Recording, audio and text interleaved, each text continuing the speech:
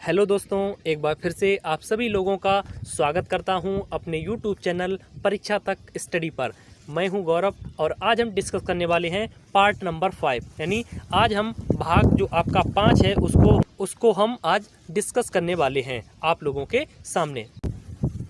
तो जो भी मेरे इस चैनल पर नए जुड़े हुए हैं उनकी जानकारी के लिए बता दें, ये जो सीरीज़ चल रही है ये चल रही है mission SSC GD constable 2021 series, जिसमें हम करवा रहे हैं 10,000 से भी ज़्यादा क्वेश्चन, जिसका आज हम डिस्कस करेंगे पार्ट नंबर 5। तो चलिए शुरू करते हैं। तो शुरू करने से पहले मेरी आप लोगों से एक एडवाइस रहेगी, अगर आप लोग मेरे इस चैनल पर नए जुड़े हुए हैं तो प्लीज़ चैनल को सब्सक्राइब जरूर कर लें, क्योंकि अगर आप चैनल को सब्सक्राइब करते हैं तो किसी भी न्यू रिक्रूटमेंट से कोई भी अपडेट है या फिर कोई एग्ज़ाम की अपडेट है या फिर कोई रिजल्ट से संबंधित कोई भी अपडेट है और आपका किसी भी वीडियो का नोटिफिकेशन है वो आपके पास समय पर पहुंच जाएगा, अगर आप मेरे इस चैनल को सब्सक्राइब कर लेते हैं। ठीक है, तो चलिए अब शुरू करते हैं, आते हैं पहले क्वेश्चन की तरफ।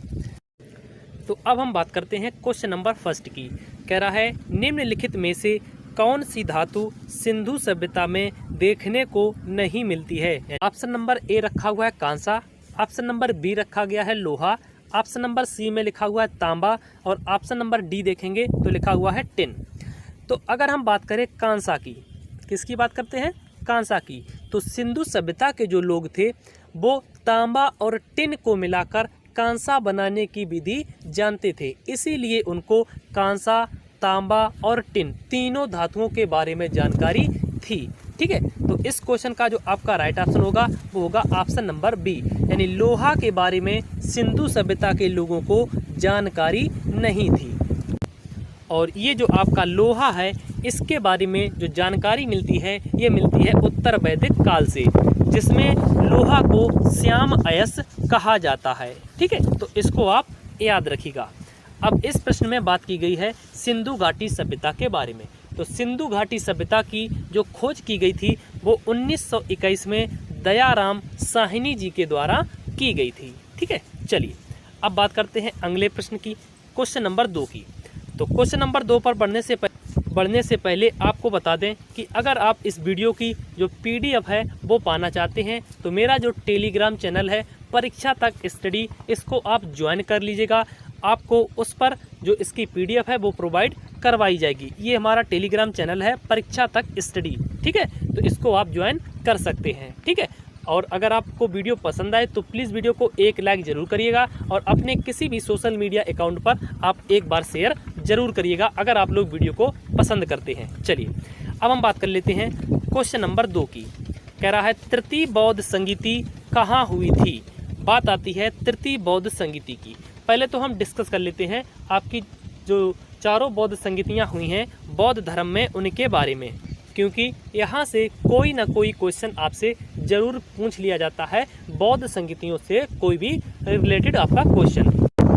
अब हम बात करते हैं प्रथम बौद्ध संगीति के बारे में। तो प्रथम बौद्ध संगीति जो आपकी हुई थी ये आपकी हुई थी 483 ईसा पूर्व में। उसके बाद आपसे पूछेगा प्रथम बौद्ध संगीति जो 483 ईसा पूर्व में हुई थी यह हुई कहाँ पर थी। तो यह जो आपकी बौद्ध संगीति है यह राजगृह में आयोजित की गई थी। उसके बाद आपसे पूछेगा प्रथम बौद्ध संगीति की अध्यक्षता किसके द्वारा की गई। तो प्रथम बौद्ध संगीति की अध्यक्षता महाकश्यप के द्वारा की गई थी। उसके बाद आपसे पूछेगा प्रथम बौद्ध संगीति जो हुई थी यह किसके शासनकाल में हुई थी। तो यह अजातशत्रु के शासनकाल में देखने को मिलती है। ठीक है, अब हम बात कर लेते हैं द्वितीय बौद्ध संगीति के बारे में। तो द्वितीय बौद्ध संगीति जो है ये आपकी हुई थी 383 ईसा पूर्व में। फिर आप लोगों से पूछ लेगा द्वितीय बौद्ध संगीति जो हुई थी ये हुई कहाँ पर थी। तो यह वैशाली में आयोजित की गई थी। कहाँ पर आयोजित की गई थी, वैशाली में आयोजित की गई थी।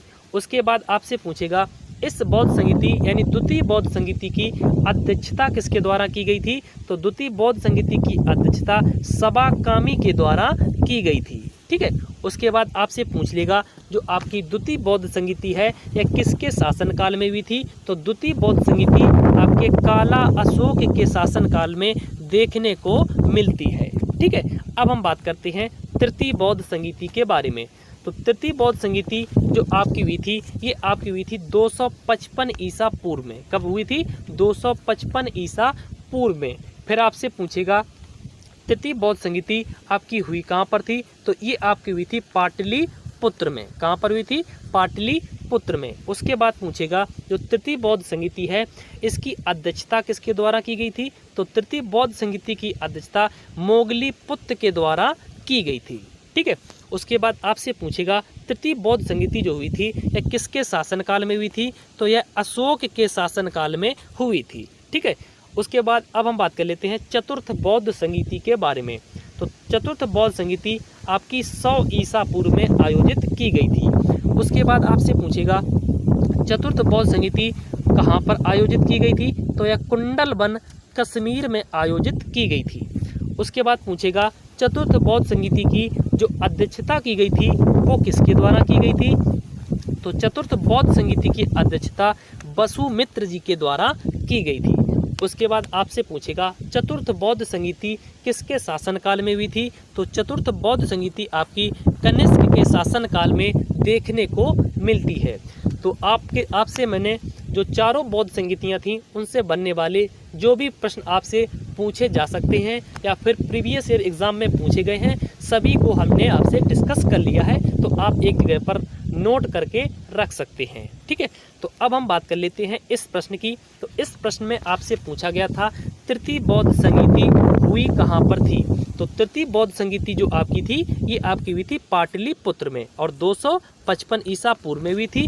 और इसकी जो अध्यक्षता की गई थी वो आपके मोगलीपुत्र के द्वारा की गई थी और यह अशोक के शासनकाल में संपन्न हुई थी। ठीक है। चलिए अब देख लेते हैं अगला प्रश्न।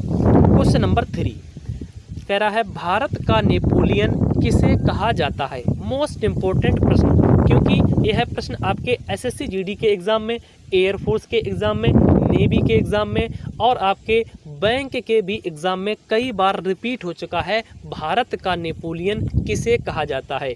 ध्यान से पढ़ लीजिएगा। तो कह रहा है भारत का नेपोलियन किसे कहा जाता है? तो भारत का जो नेपोलियन है वो कहा जाता है समुद्रगुप्त को। किसको कहा जाता है? समुद्रगुप्त को। अब हम बात कर लेते हैं समुद्रगुप्त से जितने भी क्वेश्चन अभी तक आपसे पूछे गए हुए हैं। तो बात की जाए अगर समुद्रगुप्त की, तो समुद्रगुप्त जो था यह चंद्रगुप्त जो आपके फर्स्ट हुए थे उनका उत्तराधिकारी था और गुप्त वंश का एक प्रतापी शासक हुआ है आपका समुद्रगुप्त। ठीक है।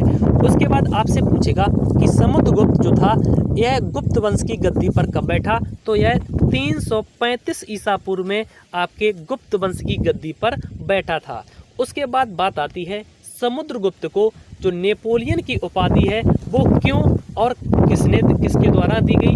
तो याद रखिएगा समुद्रगुप्त ने जो आर्यव्रत के जो 9 राजा थे और दक्षिणाव्रत के जो 12 राजा थे, इन सभी को हराने के बाद आपके जो एक इतिहासकार हुए हैं बेसेंट स्मिथ, इनके द्वारा समुद्रगुप्त को भारत का नेपोलियन कहा गया। तो बात आती है, आपसे प्रश्न भी पूछा जाता है कि समुद्रगुप्त को आपके भारत का नेपोलियन किसके द्वारा कहा गया? तो प्रसिद्ध इतिहासकार बेसेंट स्मिथ के द्वारा समुद्रगुप्त को भारत का नेपोलियन कहा गया था। ठीक है। उसके बाद बात आती है कि समुद्रगुप्त ने कुछ अन्य भी जो उपाधियां थीं उनको भी धारण किया हुआ था, तो उनके बारे में भी हम बात कर लेते हैं। तो समुद्रगुप्त ने अपने आप को अश्वमेधकर्ता भी कहा था। समुद्रगुप्त ने अपने आप को ब्रह्मंक जो था उसकी भी उपाधि ले रखी थी और उसके बाद समुद्रगुप्त ने अपने आप को कविराज भी घोषित किया था। इसकी जो जानकारी है उसके द्वारा बनाए गए सिक्कों में इसने अपने आप को बीड़ा बजाते हुए भी दर्शाया हुआ है। तो इसीलिए जाना जाता है कि इसने अपने आप को कविराज भी घोषित किया हुआ है। और समुद्रगुप्त के दरबार में ही एक प्रसिद्ध कवि रहते थे जिनका नाम था हरिसेन। क्या था? हरिसेन। ये भी प्रश्न आपसे पूछा गया हुआ है। पूछा जाता है कि हरिसेन किसके दरबारी कवि थे? तो वो आपके थे समुद्रगुप्त के। हरिसेन जो थे इन्होंने ही इलाहाबाद जो प्रशस्ति है उसका जो वहाँ पर जो एक अभिलेख है उसका निर्माण करवाया हुआ था। ठीक है।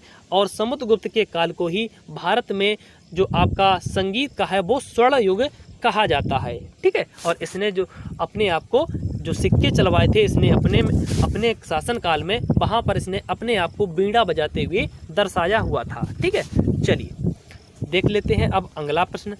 क्वेश्चन नंबर 4 कह रहा है हल्दी घाटी का युद्ध कब हुआ था। तो बात आती है हल्दी घाटी युद्ध के बारे में। तो हल्दी घाटी का युद्ध आपका जो लड़ा गया था, ये लड़ा गया था आपके 18 जून 1576 ईस्वी को। ठीक है, याद रखिएगा 18 जून 1576 ईस्वी को हल्दी घाटी का युद्ध जो लड़ा गया था, यह आपके अकबर और महाराणा प्रताप के बीच में हुआ था। और जो अकबर थे, इनका जो नेतृत्व कर रहे थे, तो वो कर रहे थे आपके राजा मान सिंह, यानी मुगल जो सेना थी उसका जो नेतृत्व करने वाले थे वो थे राजा मान सिंह। ठीक है, इस जो युद्ध था आपका हल्दी घाटी का युद्ध, यहाँ से एक प्रश्न आपसे पूछा जाता है, आपसे पूछ लिया जाता है कि जो हल्दी घाटी का युद्ध था उसमें महाराणा प्रताप की ओर से जो सर्वाधिक योगदान दिया था वो किस जनजाति के द्वारा दिया गया था। तो याद रखिएगा भील जनजाति के द्वारा महाराणा प्रताप का इस युद्ध में सबसे ज़्यादा जो था वो सहयोग किया गया था। ठीक है, तो इसको भी आप याद रखिएगा। तो इस प्रश्न का जो आपका राइट ऑप्शन हो जाएगा वो हो जाएगा ऑप्शन नंबर ए, यानी कि 18 जून आपके 1576 ईस्वी में हल्दी घाटी का युद्ध लड़ा गया था। चलिए अब बात कर लेते हैं क्वेश्चन नंबर 5। कह रहा है संसद के संयुक्त सत्र की अध्यक्षता कौन करता है। मोस्ट इम्पोर्टेंट प्रश्न। तो बात आती है संसद के संयुक्त सत्र की। तो संसद का जो संयुक्त सत्र है वो बुलाया जाता है राष्ट्रपति के द्वारा। ये भी प्रश्न आपसे पूछा गया है कि संसद का जो संयुक्त जो अधिवेशन चलाया जाता है वो बुलाया किसके द्वारा जाता है, तो वो राष्ट्रपति के आदेश पर बुलाया जाता है। अब बात आती है इसकी अध्यक्षता कौन करता है। तो संसद के संयुक्त सत्र की अध्यक्षता जो की जाती है वो लोकसभा स्पीकर यानी लोकसभा अध्यक्ष के द्वारा की जाती है।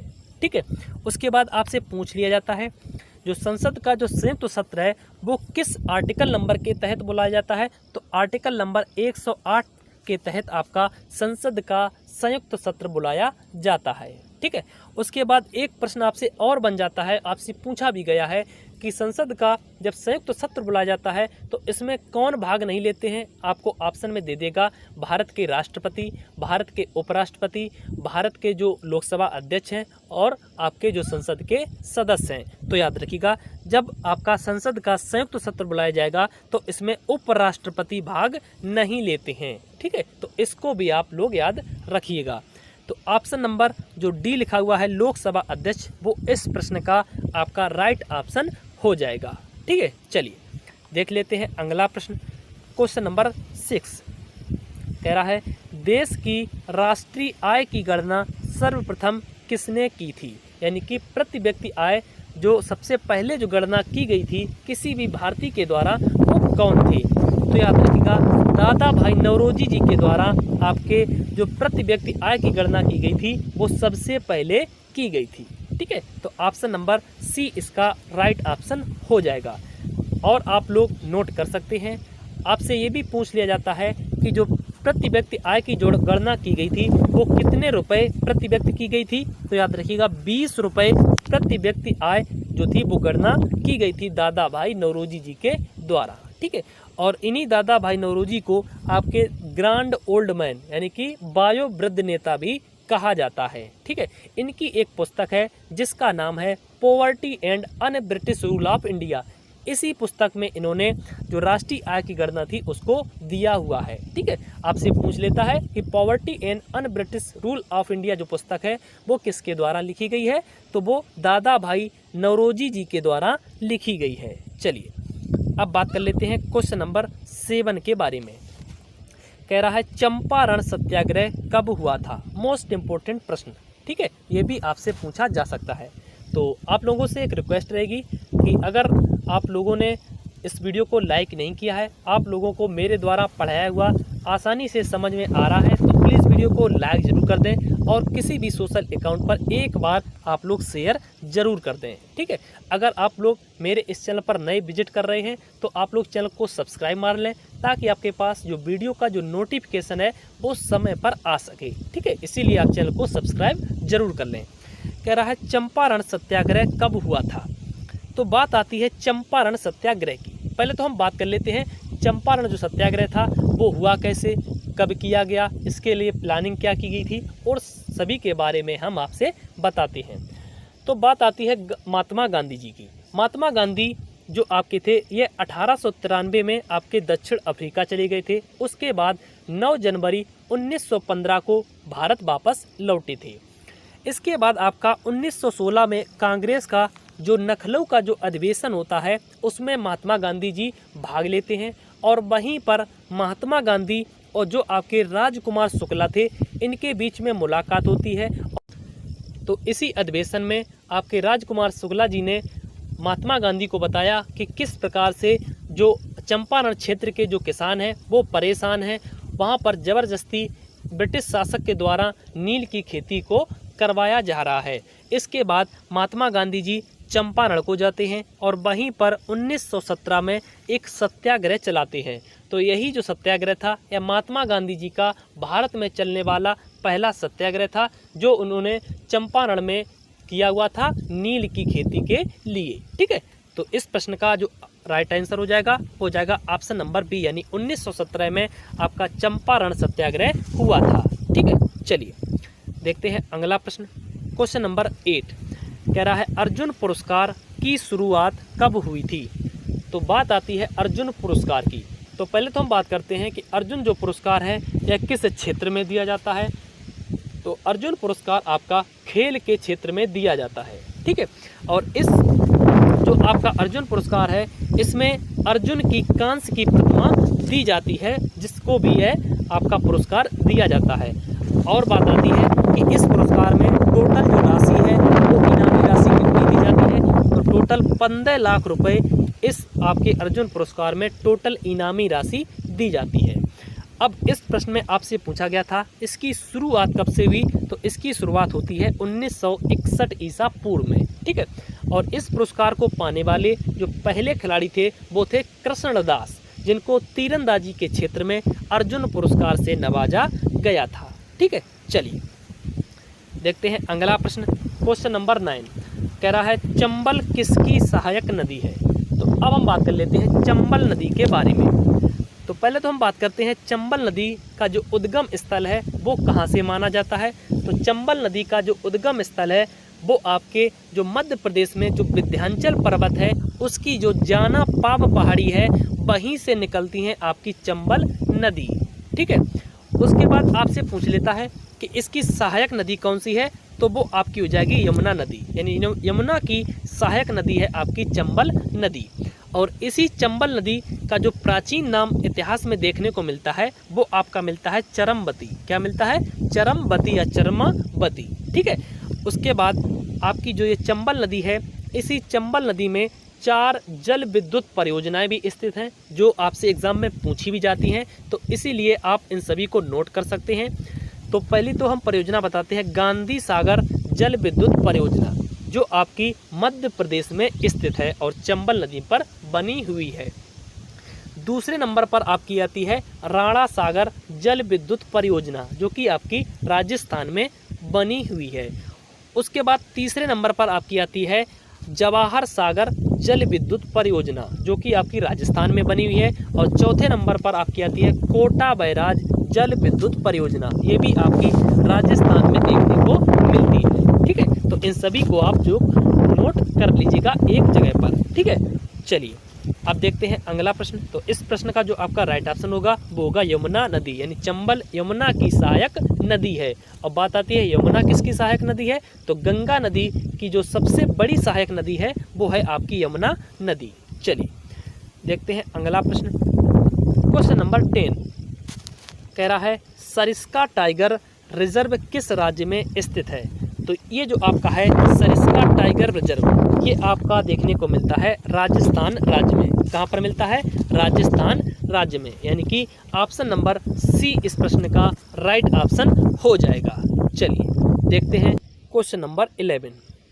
क्वेश्चन नंबर 11 में आपसे कह रहा है नोबेल पुरस्कार पाने वाले पहले भारतीय कौन है। यानी कि ऑप्शन जो आपके दिए गए हैं रविन्द्रनाथ टैगोर, अमर्त्य सेन, अमिताभ घोष, बेकेंट रमन, इनमें से आपको बताना है नोबेल जो पुरस्कार था वो सबसे पहले किसको दिया गया था। पहले तो हम बात करते हैं नोबेल पुरस्कार के बारे में। नोबेल पुरस्कार जिनकी जो शुरुआत होती है वो होती है 1901 ईस्वी में। कब से होती है? 1901 ईस्वी में। और ये जो आपके नोबेल पुरस्कार हैं ये आपकी स्वीडन की राजधानी स्टॉकहोम में दिए जाते हैं। और बात है किसकी याद में दिए जाते हैं? तो अल्फ्रेड नोबेल जिन्होंने डायनामाइट की खोज की थी उन्हीं की याद में दिए जाते हैं आपके नोबेल पुरस्कार। ठीक है, तो इसके बाद जो आपके नोबेल में जो शांति के जो अवार्ड होते हैं यानी नोबेल पीस प्राइज जो दिए जाते हैं ये आपके दिए जाते हैं नॉर्वे की राजधानी ओस्लो में। ठीक है, कहाँ पर दिए जाते हैं? नॉर्वे की राजधानी ओस्लो में। ठीक है, अब हम बात करते हैं नोबेल पुरस्कार पाने वाले पहले भारतीय के बारे में। तो वो आपके हो जाएंगे रविंद्रनाथ टैगोर। कौन हो जाएंगे? रविंद्रनाथ टैगोर, जिनको यह अवार्ड मिला था 1913 ईस्वी में। बात आती है किस पुस्तक के लिए? तो गीतांजलि पुस्तक के लिए इनको 1913 ईस्वी में नोबेल पुरस्कार से नवाजा गया था। और यह भारत के ही नहीं बल्कि एशिया के ऐसे प्रथम व्यक्ति थे जिनको प्रथम नोबेल पुरस्कार आपका दिया गया था। ठीक है, उसके बाद बात आती है option number B, Amartya Sen की। तो अमर्त्य सेन को 1998 ईस्वी में अर्थशास्त्र के क्षेत्र में नोबेल पुरस्कार दिया गया था। और यह पुरस्कार पाने वाले यह पहले भारतीय थे जिनको अर्थशास्त्र के क्षेत्र में नोबेल पुरस्कार से नवाजा गया था। ऑप्शन नंबर सी देखें तो लिखा हुआ है अमिताभ घोष। तो अमिताभ घोष जी को आपके 2018 में ज्ञानपीठ अवार्ड से नवाजा गया था। ऑप्शन नंबर डी लिखा हुआ है वेंकट रमन।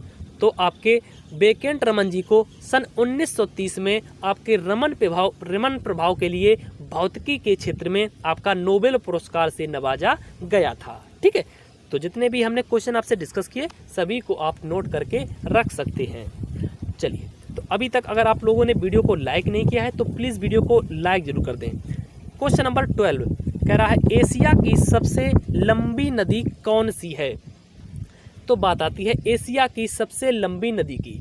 तो वो आपकी हो जाएगी यांगटीसी रिवर। कौन सी हो जाएगी? यांगटीसी रिवर, जिसकी जो टोटल लंबाई है वो है 6300 किलोमीटर। कितनी है? 6300 किलोमीटर। और यह जो नदी आपकी है यांगटीसी यह चीन में पड़ती है। कहाँ पर मिलती है? चीन में मिलती है। और यह एशिया की सबसे लंबी नदी है और विश्व की तीसरी सबसे लंबी नदी है। और विश्व में जो सबसे लंबी नदी हो जाएगी वो आपकी नील नदी हो जाएगी। ठीक है, तो इसको आप ध्यान रखिएगा। बात करें ऑप्शन नंबर 1 गंगा नदी की। तो गंगा नदी का जो उद्गम स्थल है वो गंगोत्री ग्लेशियर को माना जाता है। और गंगा नदी भारत में बहने वाली सबसे लंबी नदी है जिनकी जो टोटल लंबाई है वो है 2525 किलोमीटर। ठीक है, तो इसको आप नोट कर सकते हैं। उसके बाद देखें ऑप्शन नंबर बी, तो लिखा हुआ है ब्रह्मपुत्र नदी। तो ब्रह्मपुत्र नदी का जो उद्गम स्थल है वो तिब्बत के मानसरोवर झील से माना जाता है। ठीक है, और ब्रह्मपुत्र जो आपकी नदी है इसकी जो टोटल लंबाई है, टोटल लेंथ है वो आपकी है 2900 किलोमीटर। कितनी है? 2900 किलोमीटर। ठीक है, एक प्रश्न आपसे और पूछ लेता है कि ब्रह्मपुत्र जो नदी है यह भारत के कितने राज्यों में बहती है? तो यह भारत के 2 राज्यों यानी असम और अरुणाचल प्रदेश में बहती है आपकी ब्रह्मपुत्र नदी। ठीक है, और इसी ब्रह्मपुत्र नदी को आपका जो बांग्लादेश में है वहाँ पर जमुना के नाम से जाना जाता है। ठीक है, तो इसको आप नोट करके रख सकते हैं। चलिए, अब बात कर लेते हैं क्वेश्चन नंबर 13 की। कह रहा है एक अश्व शक्ति में कितने के बराबर होता है? यानी एक जो अश्व शक्ति होती है उसमें कितने वाट होते हैं? तो उसमें होते हैं 746 वाट। कितने होते हैं? 746 वाट। चलिए, अब देख लेते हैं अगला प्रश्न। क्वेश्चन नंबर 14 कह रहा है कवकों का अध्ययन क्या कहलाता है?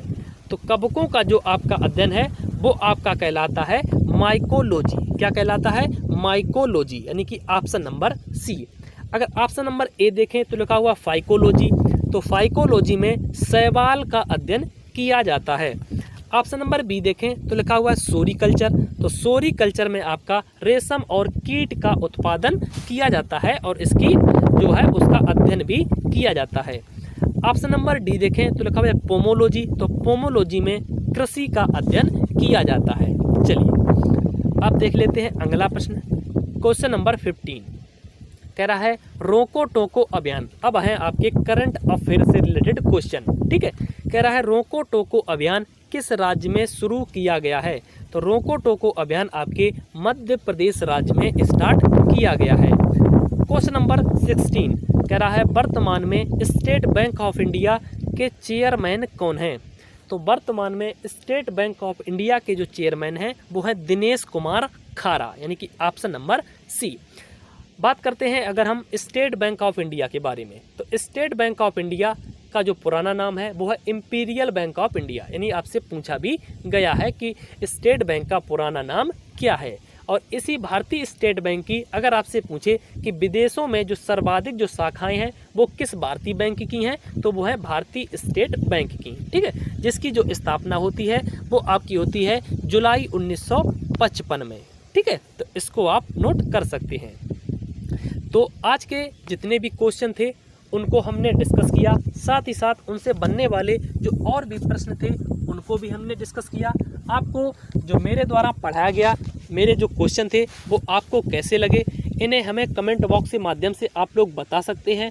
और अगर मेरी सीरीज़ जो ये चल रही है 10,000 प्लस क्वेश्चनों की, ये अगर आपको अच्छी लगी हो तो प्लीज़ वीडियो को लाइक ज़रूर कर दें। और अगर आप इस सीरीज़ के जो और अन्य 4 पार्ट हैं उन्हें भी देखना चाहते हैं तो इसी वीडियो के डिस्क्रिप्शन बॉक्स में आप लोग जाएंगे तो वहाँ पर आपको लिंक मिल जाएगा, उसकी मदद से आप लोग वो भी वीडियो देख सकते हैं, ठीक है। उसके लिए अगर आप नोटिफिकेशन पाना चाहते हैं तो मेरे इस चैनल को सब्सक्राइब जरूर मान लें अगर आप मेरे इस चैनल पर नए जुड़े हैं। तो मिलते हैं अब नेक्स्ट वीडियो में, तब तक सभी भाइयों को जय हिंद।